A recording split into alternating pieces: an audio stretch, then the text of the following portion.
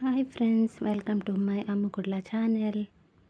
ಇವತ್ತಿನ ವಿಡಿಯೋ ಸೌತೆಕಾಯಿ ಮತ್ತು ಸೀಗಡಿ ಮೀನು ಸಾರು ಹಾಗೆ ಮೀನು ಫ್ರೈ ಹೇಗೆ ಮಾಡೋದಂತ ನೋಡೋಣ ಬನ್ನಿ. ನಾನು ಅರ್ಧ ಕೆಜಿ ಸೌತೆಕಾಯಿ ಮತ್ತು ಅರ್ಧ ಕೆಜಿ ಸೀಗಡಿ ಮೀನು ತಗೊಂಡಿದ್ದೀನಿ.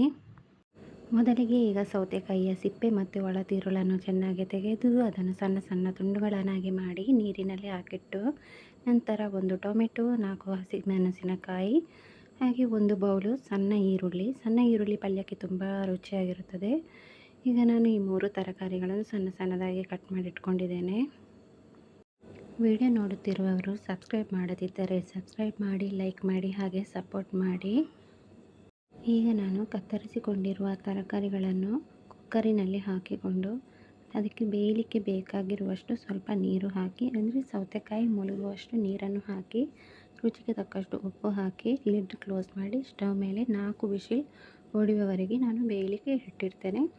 ಅದು ಬೇಯುವಷ್ಟರಲ್ಲಿ ನಾನು ಈ ಕಡೆ ಮಸಾಲೆ ರೆಡಿ ಮಾಡಲಿಕ್ಕೆ ಮಿಕ್ಸಿ ಜಾರಿಗೆ ಶುಂಠಿ, ಅರ್ಧ ತುಂಡು ಈರುಳ್ಳಿ, 7 ರಿಂದ 8 ಉದ್ದ ಕೆಂಪು ಒಣಮೆಣಸು, ಖಾರಕ್ಕೆ 3 ಗಿಡ್ಡ ಮೆಣಸು, 1/4 ಸ್ಪೂನ್ ಸಾಸಿವೆ, ಸ್ವಲ್ಪ ಮೆಂತ್ಯ ಕಾಳು ಒಂದು 7 ರಿಂದ 8 ಆಗುವಷ್ಟು, ಹಾಗೆ 2 ಸ್ಪೂನು ಕೊತ್ತಂಬರಿ ಬೀಜ, 1 ಸ್ಪೂನು ಜೀರಿಗೆ, ಅರ್ಧ ಕಪ್ ತೆಂಗಿನ ತುರಿ, ಬೆಳ್ಳುಳ್ಳಿ ಒಂದು 4 ರಿಂದ 5 ಎಸಳು ಸೇರಿಸಿಕೊಂಡಿದ್ದೇನೆ.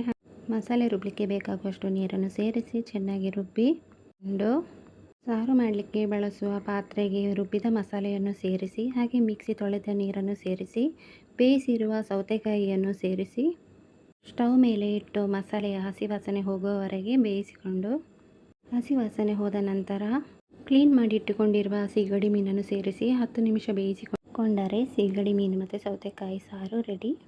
ಬನ್ನಿ ಈಗ ನಾವು ಮೀನು ಫ್ರೈ ಮಾಡಲಿಕ್ಕೆ ಮಸಾಲೆ ರೆಡಿ ಮಾಡೋಣ. ನಾನಿವತ್ತು ಅರ್ಧ ಕೆಜಿ ಮುರು ಮೀನು ತಗೊಂಡಿದ್ದೀನಿ. ಮಸಾಲೆಗೆ ಬೇಕಾಗಿರುವ ಸಾಮಗ್ರಿಗಳು: 2 ಸ್ಪೂನ್ ಅಚ್ಚ ಖಾರದ ಪುಡಿ, 2 spoon Kashmiri red chilli powder, 2 spoon ginger garlic paste, ಅರ್ಧ ಸ್ಪೂನ್ ಅರಶಿನ ಪುಡಿ, ರುಚಿಗೆ ಬೇಕಾದಷ್ಟು ಉಪ್ಪು, 2 ಸ್ಪೂನ್ ಲೆಮನ್ ಜ್ಯೂಸ್. ಮಸಾಲೆ ಪೇಸ್ಟ್ ಮಾಡಲಿಕ್ಕೆ ಸ್ವಲ್ಪ ನೀರು ಸೇರಿಸಿಕೊಂಡು ಮಸಾಲೆ ತಯಾರಿಸಿ. ಈಗ ನಾವು ಕ್ಲೀನ್ ಮಾಡಿ ಇಟ್ಟುಕೊಂಡಿರುವ ಮೀನಿಗೆ ಮಸಾಲೆಗಳನ್ನು ಚೆನ್ನಾಗಿ ಹಾಕಿ ಅರ್ಧ ಗಂಟೆಗಳ ಕಾಲ ಮ್ಯಾರಿನೇಟ್ ಮಾಡಿ ಇಟ್ಟು, ಅರ್ಧ ಗಂಟೆಯ ನಂತರ ಸ್ಟವ್ ಮೇಲೆ ತವಾ ಇಟ್ಟು ಎಣ್ಣೆ ಬಿಸಿಯಾಗಲಿಕ್ಕೆ ಬಿಡೋಣ. ಎಣ್ಣೆ ಬಿಸಿಯಾದ ನಂತರ ನಾವು ಮ್ಯಾರಿನೇಟ್ ಮಾಡಿರುವ ಮೀನುಗಳನ್ನು ಕಾದಿರುವ ಎಣ್ಣೆಯಲ್ಲಿ ಎರಡೂ ಬದಿ ಚೆನ್ನಾಗಿ ಫ್ರೈ ಮಾಡಿಕೊಂಡು ಬೇಯಿಸಿಕೊಂಡರೆ ರುಚಿಯಾದ ಮೀನು ಫ್ರೈ ರೆಡಿಯಾಗಿರುತ್ತದೆ. Thank you for watching Ammu Kudla channel. Bye bye.